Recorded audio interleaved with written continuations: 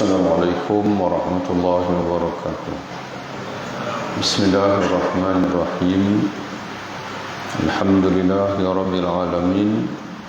Wassalatu wassalamu ala nabiyyina wa habibina wa syafi'ina Muhammad ibn Abdullah wa ala alihi wa ashabihi wa man ihtada bihadihi wa istanna bi sunnatihi ila yaumiddin, amma ba'd.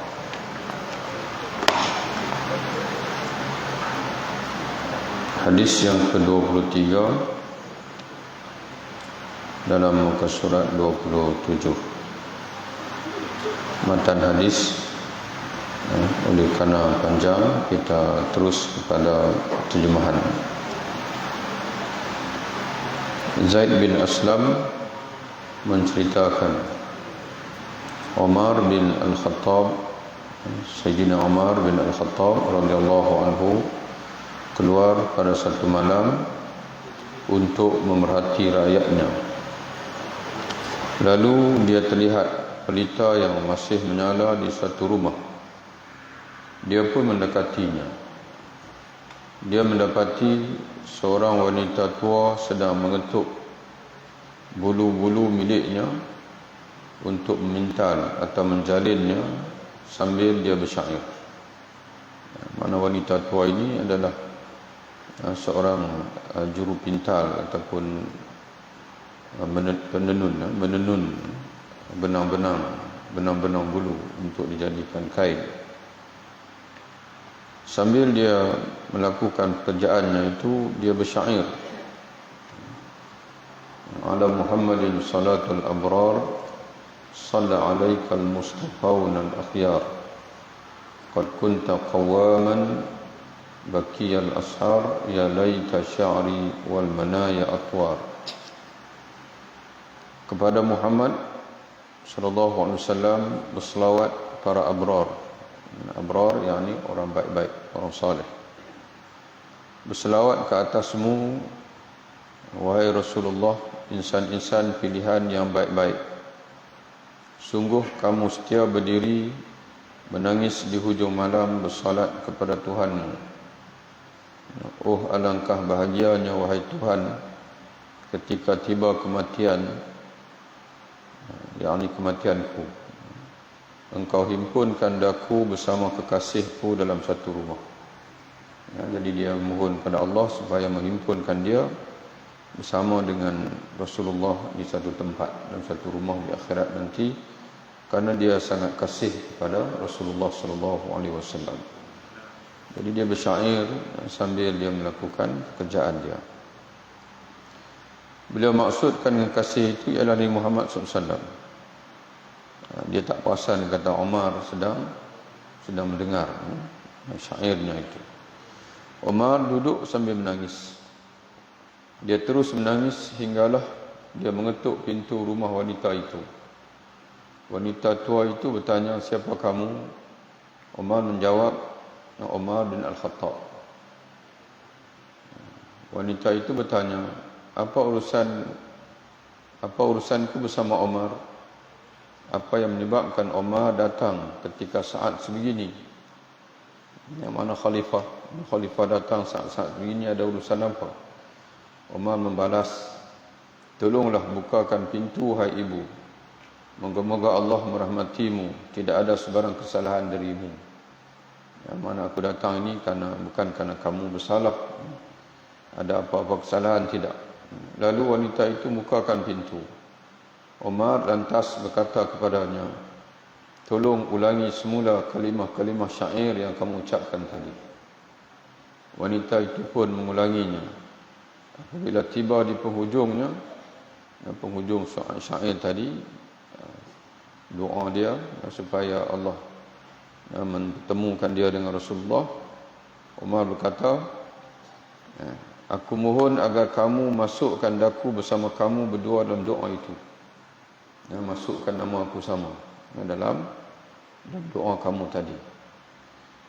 Wanita tua itu pun berkata, dia ulang syair, as'aluka an tudkhilini ma'akuma.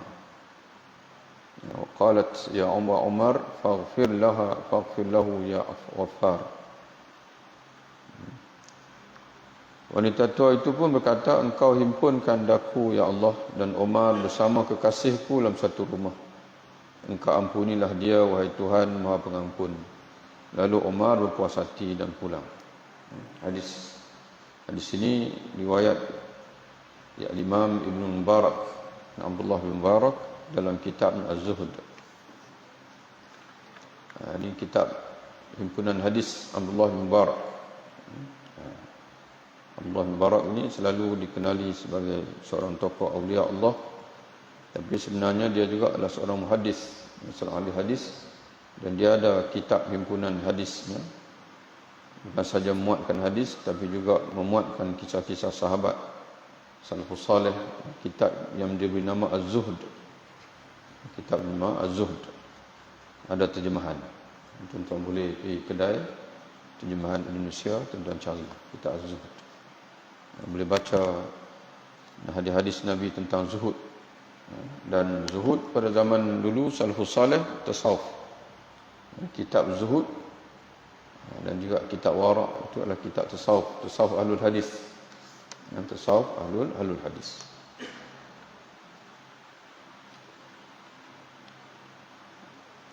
Kalau tak silapnya Imam Ahmad pun ada juga kitab zuhud. Dia juga ada mengarang selain daripada Musnad. Imam Ahmad pun ada juga kitab Az-Zuhd. Imam Waqi', Tok Guru Imam Syafi'i, dia ada menghimpunkan kitab hadis iaitu Al-Wara', kitab Wara'. Kemudian hadis yang berikutnya, kita baca dua hadis malam ini insya-Allah. An Ibn Abbas radhiyallahu anhuma qala khadirat رجل عند ابن عباس رضي الله عنهما فقال ابن عباس اذكر أحب الناس إليك فقال محمد صلى الله عليه وسلم فذهب خدره رواه ابن السني في عمل اليوم وليلة. Seorang lelaki telah mengalami kelumpuhan kakinya ketika dia bersama Ibnu Abbas radhiyallahu anhu. Ibnu Abbas sahabat Nabi. Lalu Ibn Abbas berkata kepada beliau, sebutkan manusia yang paling kamu kasihi. Dia pun menyebutkan, kata dia Muhammad sallallahu alaihi wasallam. Lantas ketika itu juga kelumpuhannya hilang. Hadis riwayat Imam Ibn Sunni dalam Amalul Yaum wa Lailah.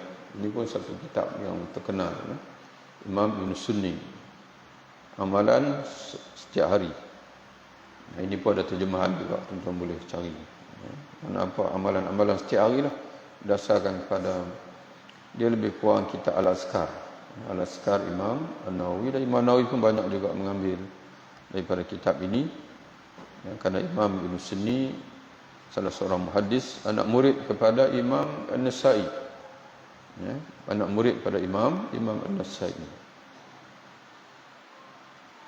Wallahu a'lam bishawab. Kita pindah kepada kitab kita yang kedua, iaitu Menyelami Rahsia Al-Fatihah.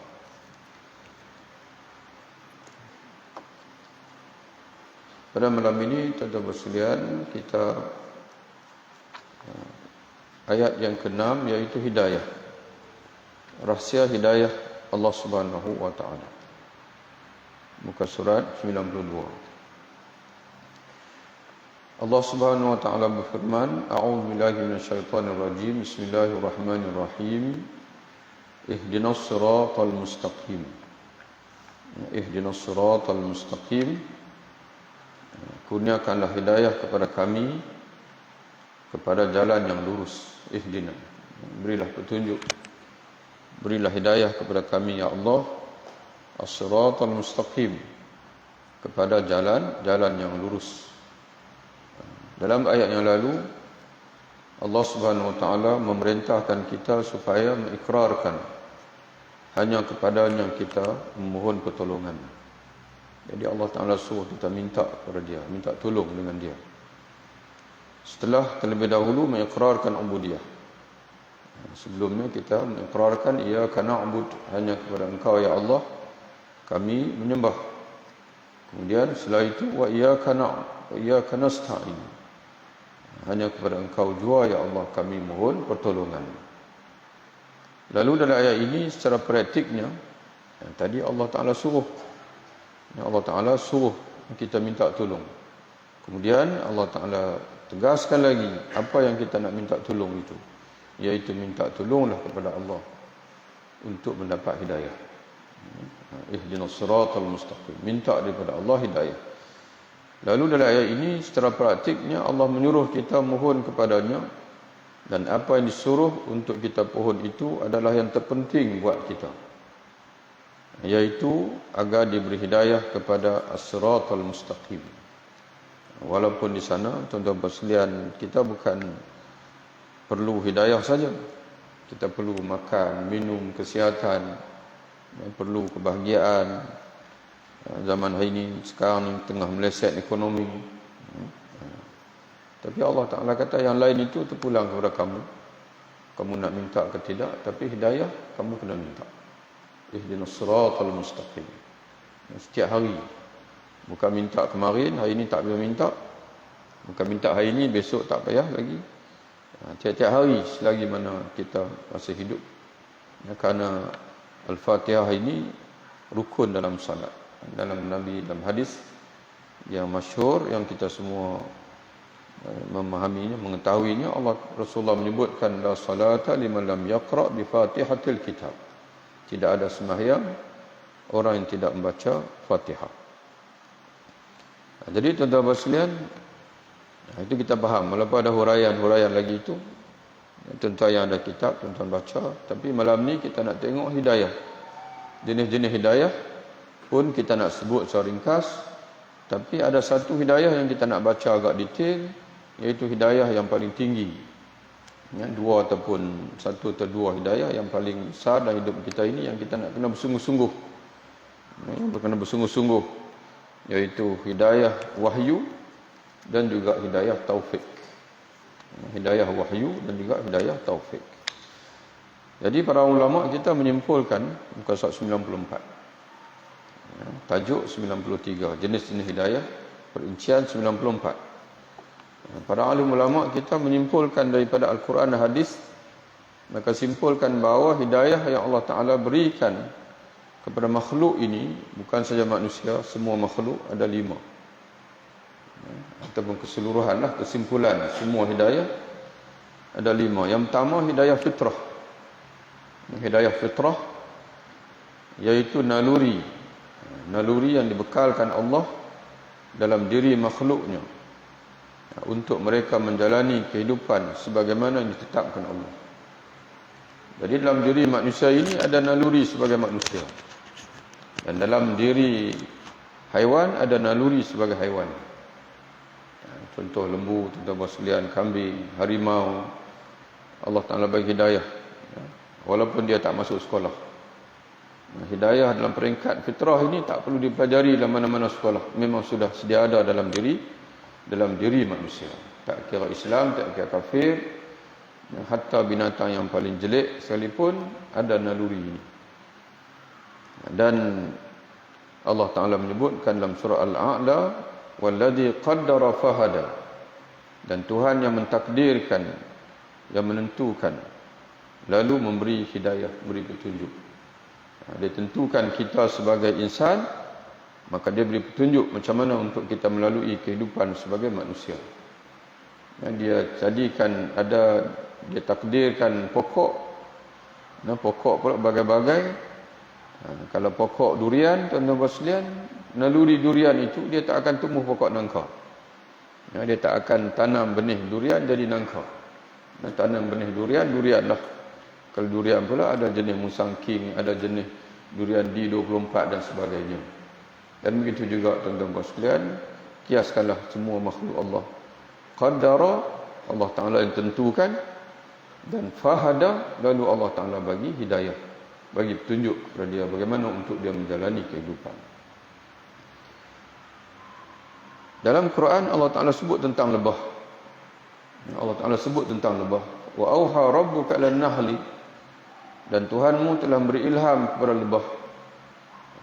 Dan oleh kerana lebah ini dia ada kaitan dengan manusia, itu madunya, maka Allah Ta'ala beri ilham kepada dia supaya dia ini mencari madu yang baik-baik, supaya manusia boleh mengambil penawar daripada madu kamu itu. Jadi sebab itu lebah, tuan-tuan sekalian, dia tak akan ambil madu yang beracun. Kerana Allah Ta'ala sendiri sebut fihi syifa'ul linnas, padanya mengandungi, mana pada madu itu mengandungi penawar bagi manusia dari berbagai penyakit. Jadi kalau dah penawar, tuan-tuan sekalian, tiba-tiba orang yang ditugaskan untuk mencari penawar itu, dia acuh tak acuh macam kita lah.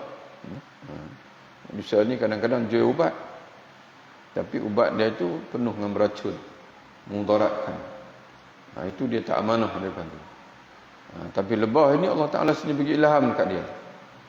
Summa kuli min kulli thamarat fasluki subula rabbiki dulana. Allah Ta'ala sebut. Keluarlah. Allah Ta'ala menyebutkan, kata Allah, makanlah dari segala jenis bunga-bungaan dan buah-buahan yang engkau sukai, serta turutlah jalan-jalan peraturan Tuhanmu. Allah Ta'ala sendiri sebut kepada lebah yang diilhamkan dan dimudahkan kepadamu. Dengan itu akan keluarlah dari dalam badannya minuman madu yang berlainan warnanya, yang mengandungi penawar bagi manusia dari berbagai jenis penyakit. Jadi tuan-tuan sekalian, kita ni kalau ikut Allah Ta'ala akan bagi ilham. Tapi manusia ini dia suka bantah. Bila dia suka bantah, Allah Ta'ala serah dekat dia. Jadi bila serah kepada dia, tuan-tuan sekalian, dengan kekurangan ilmu, dengan dibelenggu oleh nafsu dan sebagainya, maka dia banyak menuruti hawa nafsu daripada menuruti ilham daripada Allah Subhanahu wa Ta'ala. Yang kedua, hidayah panca indera, iaitu hidayah melalui mata, telinga, kulit, hidung dan lidah. Dan ini Allah Ta'ala sebut banyak juga dalam Quran. Sebab itu Allah Ta'ala suruh kita merhati dengan telinga kita, dengan mata kita, mendengar dengan telinga kita, belajar.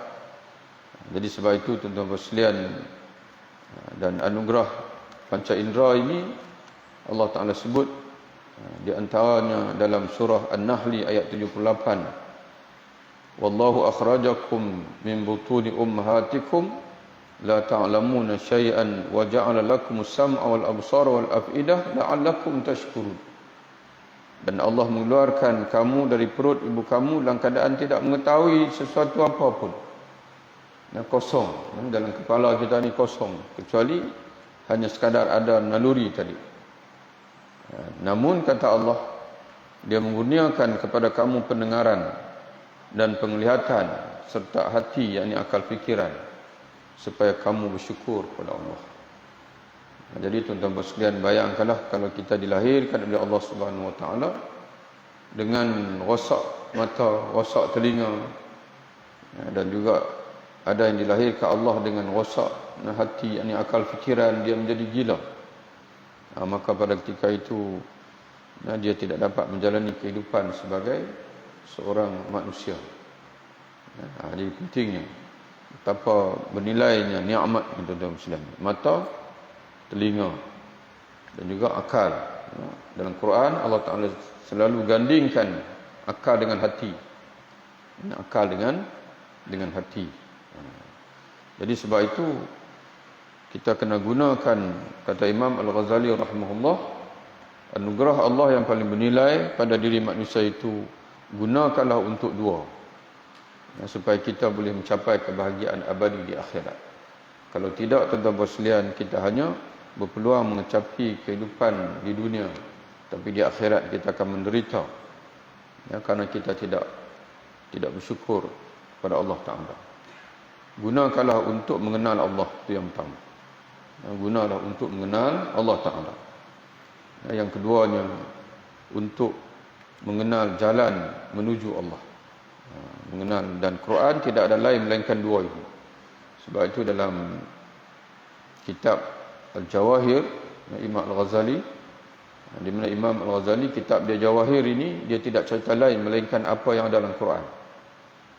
Sebab itu kata dia, Quran ni Ayat-ayat Quran ni terbahagi dua. Ada ayat jawahir dan ada ayat durar.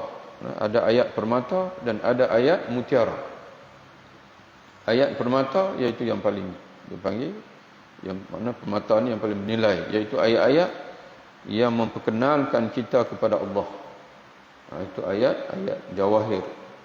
Dan yang keduanya ayat permata, iaitu ayat-ayat yang mendidik kita, yang mengasuh kita bagaimana untuk menempuh jalan menuju Allah. Alladzina jahadu fina lanahdiyannahum subulana.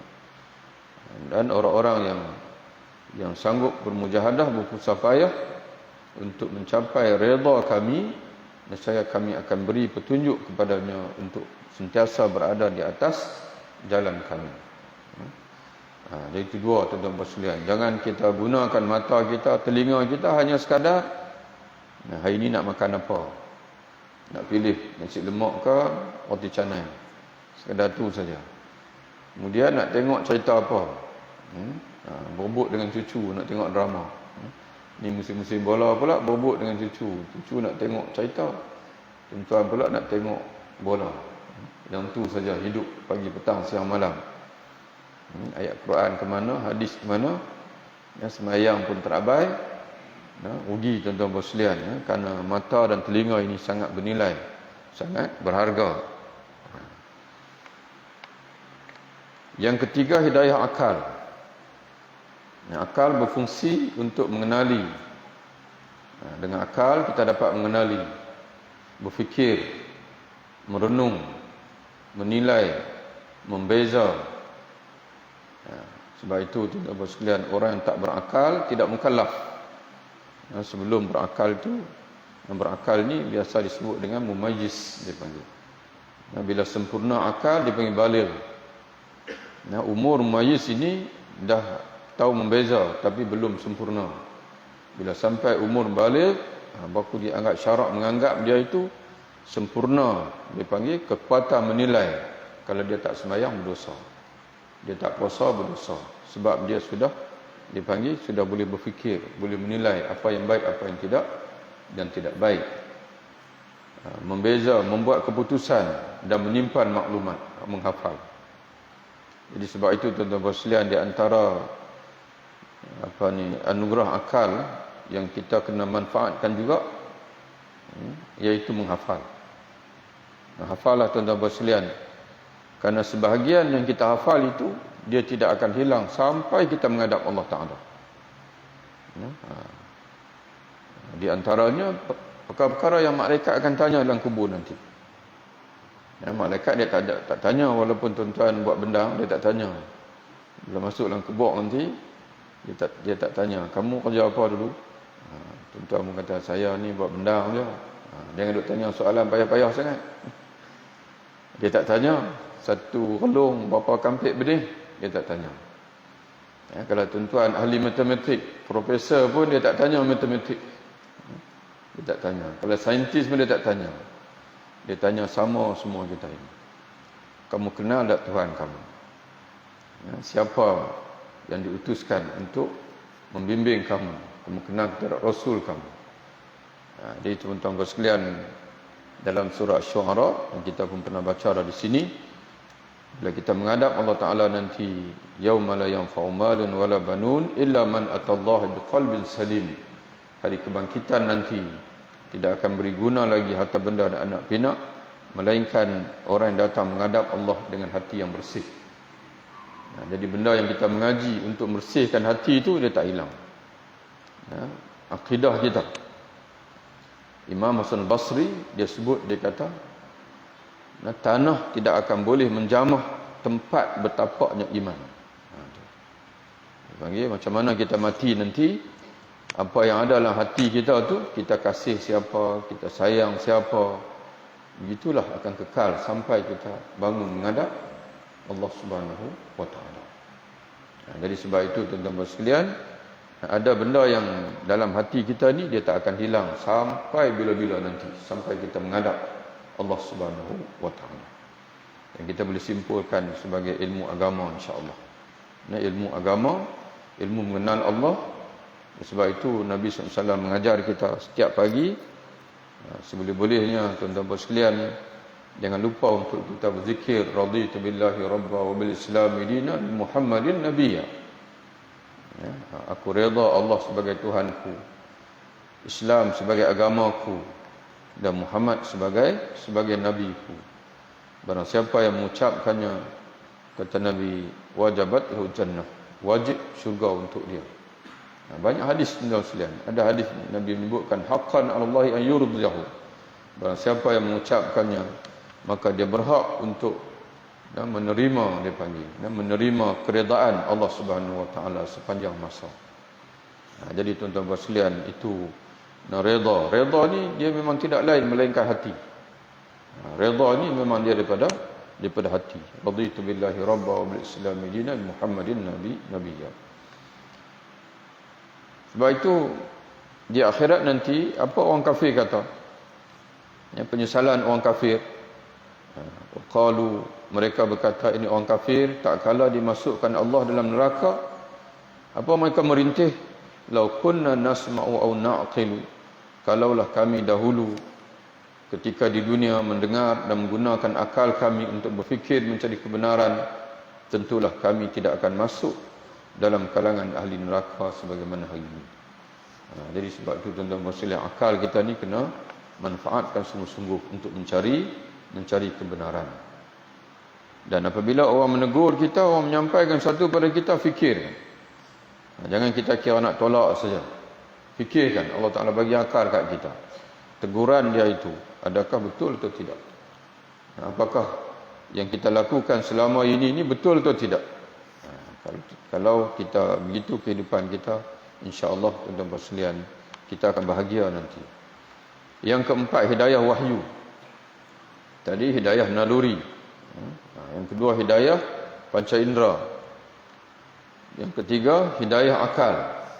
Dan yang keempat, hidayah wahyu.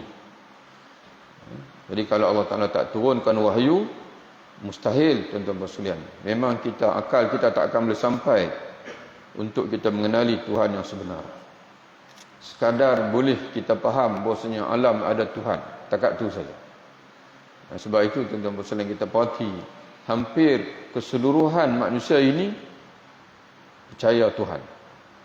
Segelintir saja orang-orang komunis, sosialis, makna orang etis, segelintir, tak banyak tuan-tuan sekalian.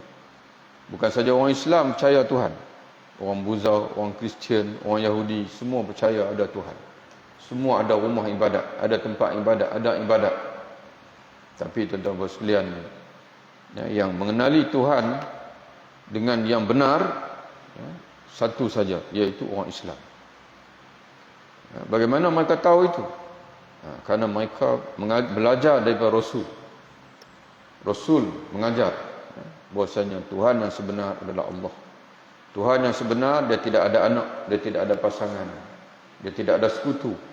Tapi tuan-tuan perhatilah, macam mana manusia yang tidak menerima Rasul.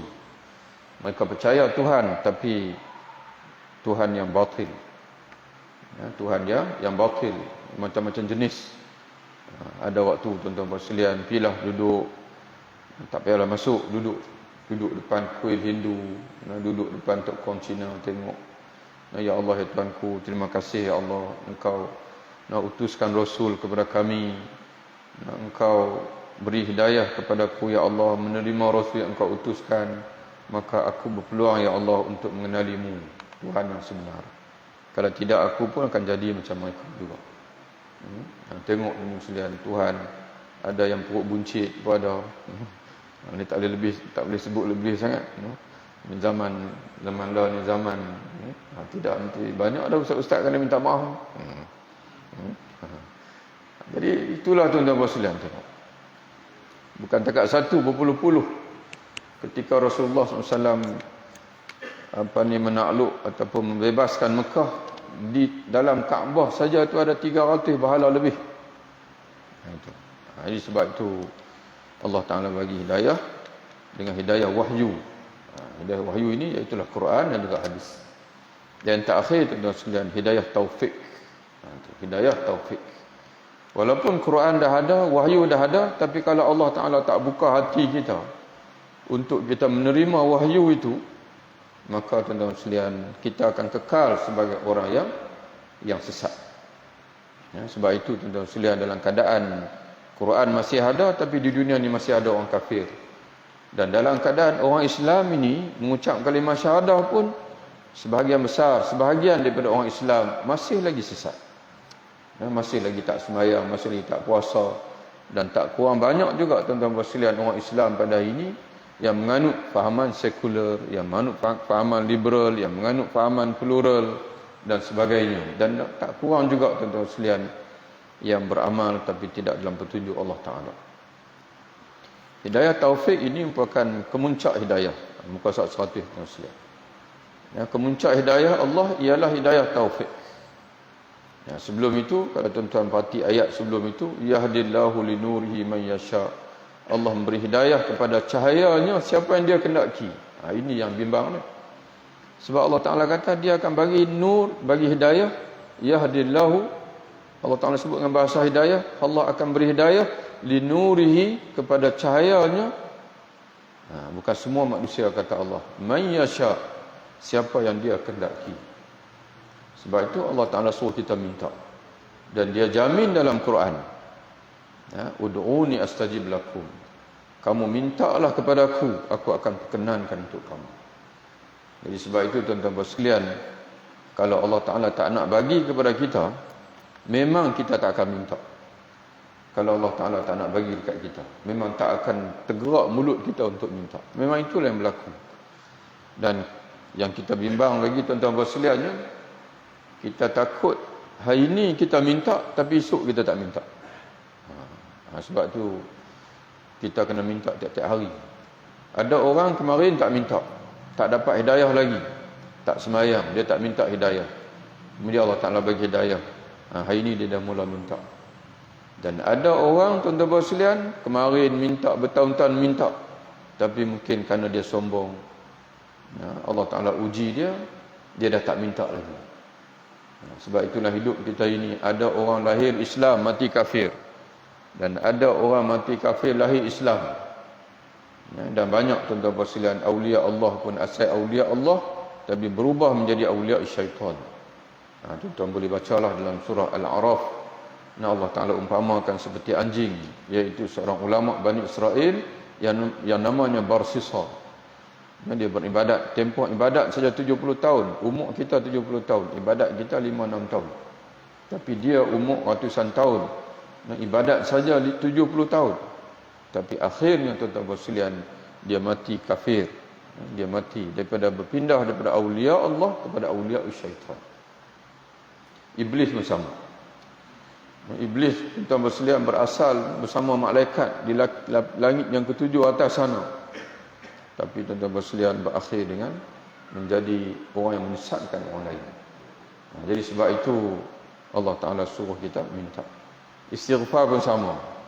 Sayyidina Ali radhiyallahu anhu pernah menyebutkan, ma alhamallahu abdan al-istighfar wa huwa yuridu an yu'adzibah. Allah tidak mengilhamkan pada seseorang itu akan istighfar, melainkan itu petunjuk, petanda bahwasanya Allah tidak mau mengazab dia di akhirat.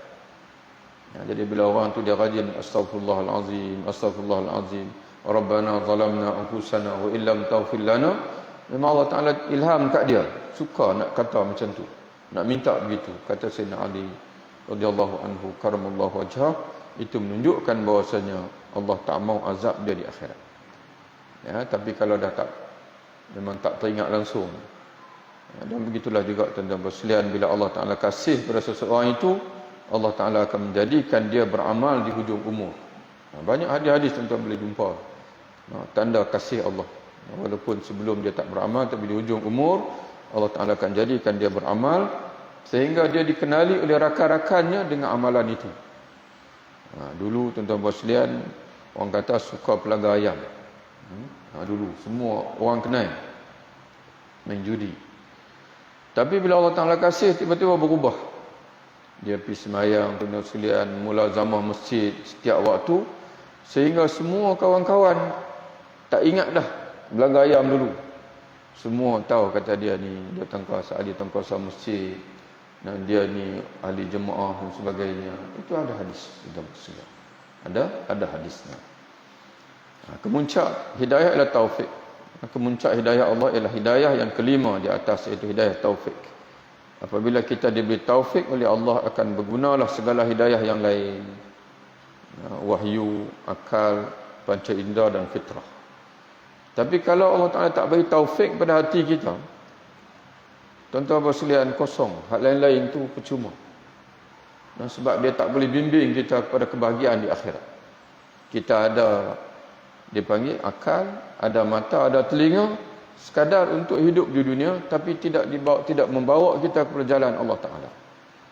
Dan tuan-tuan sekalian, dengan ingat bahasanya orang yang menghafal Quran, menghafal hadis, semuanya dapat taufik. Tidak, tuan-tuan sekalian.